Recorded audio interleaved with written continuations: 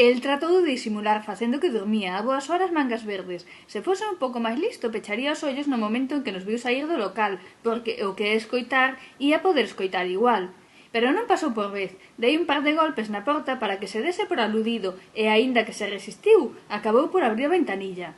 «Ola, Xiana, que tal?»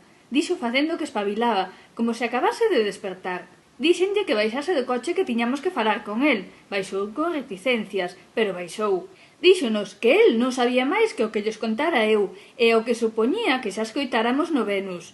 Non llo cremos de todo, polo menos eu. Salva quedou convencido cando lle dixo que aquelo fora o que lles contara Andrés. Salva ben sabía que Andrés só dicía o estrictamente necesario e, a ser posible, só o que lle conviña a el, e, sobre todo, omitía todo o que poidese perxudicar os demais. Eu non sabía se Paco facía o tonto ou se realmente era tan inocente como parecía. Despois de todo, era o único o que podía excluir oficialmente da categoría de porco, así que ben merecía un pouco de confianza da miña parte. Cando chegamos ao portal de Sandra, Paco dubidouse subir. Sabía que non era a miña casa, e aínda que parecía que había bo rollo con Salva, o portal tiña bastante mala pinta. Pero non lle demos tempo a fuxir. Entramos ca nosa chave, porque Sandra aínda había estar no sofá. O programa nin glamour nin corazón duraba unhas 5 ou 6 horas. Salva foi á cociña e Paco e máis eu entramos na sala. Efectivamente, Sandra estaba atenta á pantalla. Desviou un momento a mirada cara a nós mentras cantaban os politonos, pero a voz en off anunciando os contidos da seguinte hora volviu-na a cautivar. Paco quedou de pé uns segundos e despois sentou de súpeto. Sí, foi naquel momento cando volviu sentir a sensación de mareo da primeira vez que tivo o mar baixo os pés. Salva chegou cunhas patacas fritidas e cunhas roscas, e como hipnotizados quedamos mirando o programa, sen falar. Bueno, Paco miraba a Sandra. No plató estaban todos e todas. Aría Canciño, que era a nosa favorita, conseguira unha entrevista en exclusiva ca marquesa de Ripipí. A marquesa non era moi dada ás entrevistas nin aos platós, e aquela entrevista era un bombazo. A repentina cancelación da boda do fillo da marquesa desatara rumores dunha infidelidade por parte da prometida e o posterior enfado da marquesa. Aquela noite íannos aclarar todas as dúbidas, ían disipar todos os rumores, ían poñer as cartas sobre a mesa. A marquesa de Ripipí contábao todo. Antes de dar paso á entrevista fixeron o debate previo de sempre, onde Aría Canciño ia dando pequenas pinceladas do que se nos viña enriba, e o resto trataba de dar os seus argumentos a favor dun ou do outra. Sandra e máis eu estábamos a favor da prometida. O da infidelidade era unha trampa da marquesa segurísimo.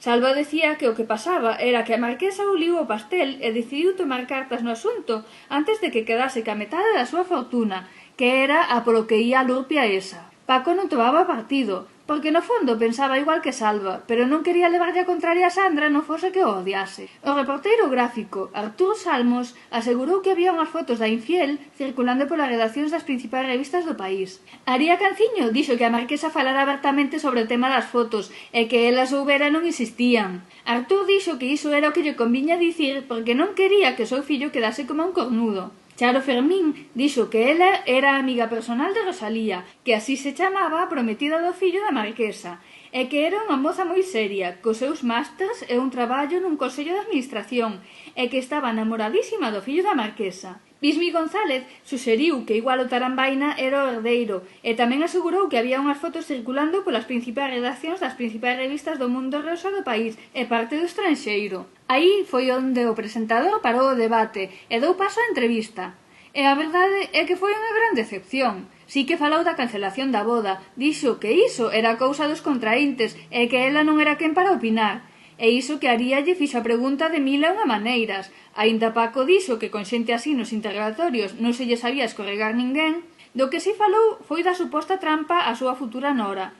Ela dixo que endexamais do xamais lle faría iso a ninguén, que a quería como unha filla e que era unha rapaza boísima, moi traballadora, dunha familia moi boa. Sandra e máis eu mirábamonos léndonos o pensamento. A marquesa era dun falso... Cando lle preguntou pola conducta disipada do seu fillo, tratou de justificalo, dicindo que facía o que facían os mozos da súa idade, que era moi novo, que quería vivir a vida. Delatouse. Non quería que o fillo casase, que non, que se lle notaba ben. Aría insistiu no tema das fotos, e ela asegurou que non había tales fotos. Despois da entrevista, o debate foi do máis encendido, na tele e na casa. Eu notei que a marquesa pagara para retirar as fotos do seu fillo e pagara tamén para difundir as de Rosalía. Sandra estaba segura deste último, pero dicía que de haber fotos do seu fillo non lle importaría que as publicasen, porque ela era así como moi liberal, e ademais favorecía a causa do non casamento. Paco dicía que a nora o preparara todo para desfacerse do marquesito despois da boda,